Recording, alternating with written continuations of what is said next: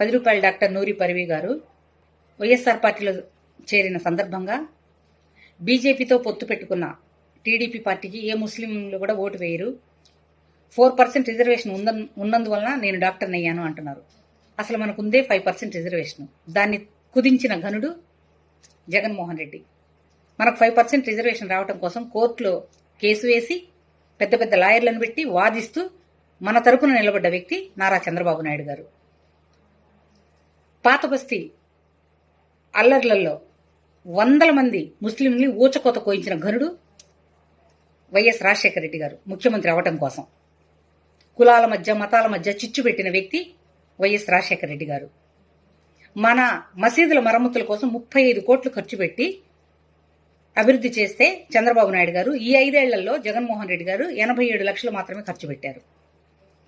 మనకు ముస్లిం మైనార్టీ లోన్ల కింద 443 కోట్లు మన కోసం ఇస్తే ఒక్క లోను కూడా ఇవ్వని ఘనుడు వైఎస్ జగన్మోహన్ రెడ్డి గారు.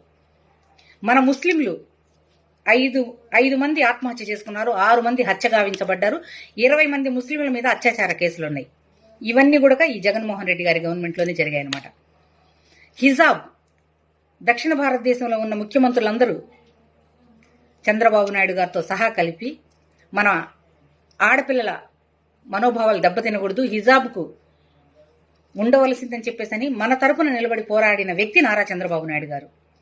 ఇంతమంది ముఖ్యమంత్రులు మన పక్కనుంటే ఒక్క జగన్మోహన్ రెడ్డి మాత్రం బీజేపీ వెనకాల నుండి 5 సంవత్సరాలు అంటగాగి తన కేసులు బయటకు రానియకుండా వాళ్ళు ఏం చెప్తే తానాందంటే తందానా అని చెప్పేసని వాళ్ళని సపోర్టింగ్గా నిలబడ్డది మీరు. ఏ రోజు కూడా చెప్పిందే చేశారు నారా చంద్రబాబు నాయుడు గారు. ఇన్ని చేస్తూ కూడా ఈరోజు బీజేపీ జనసేన టీడీపీ పొత్తులో అవసరమా అని అంటున్నారు. ఖచ్చితంగా అవసరమే. ఎందుకంటే సంక్షేమ ఫలాలు కానీ సంక్షేమ పథకాలు కానీ ఈ పొత్తుతోటే మనకు సాధ్యం అన్నమాట. మన ముస్లిం సమాజాన్ని పైకి తీసుకొచ్చి ఉన్నత స్థాయిలో నిలబెట్టగలిగే వ్యక్తి నారా చంద్రబాబు నాయుడు గారు. ఆయనే మ్యాన్ ఆఫ్ ది సెక్యులర్ అంటారు. జగన్మోహన్ రెడ్డి గారు మనల్ని నిర్వీర్యం చేస్తూ మన కాళ్ళ మీద మనం నిలబడకూడదని చెప్పేసని తను ఇచ్చే సంక్షేమ పథకాలు తీసుకొని మనల్ని ఓటు బ్యాంకుగా ఉపయోగించుకోవాలనుకుంటున్న వ్యక్తి వైఎస్ జగన్మోహన్ రెడ్డి గారు. ఇది ప్రతి ఒక్క ముస్లిం మైనార్టీ సోదర సోదరిమణులందరికీ తెలుసు. ఎవరో వచ్చి ఏదో చెప్పి ఈరోజు చెప్పినంత మాత్రాన ఎవరు నమ్మరు. ఎవరి సొంత లాభం కోసం ఏయో ఎమ్మెల్యే టికెట్లు వస్తాయని చెప్పేసని పోయి ఈరోజు ఏదో ముస్లిం సమాజం మీద ఉద్ధరించడానికి మాట్లాడితే ఏ ఒక్కరూ నమ్మరు. ప్రతి ఒక్కళ్ళు అన్నీ తెలుసు.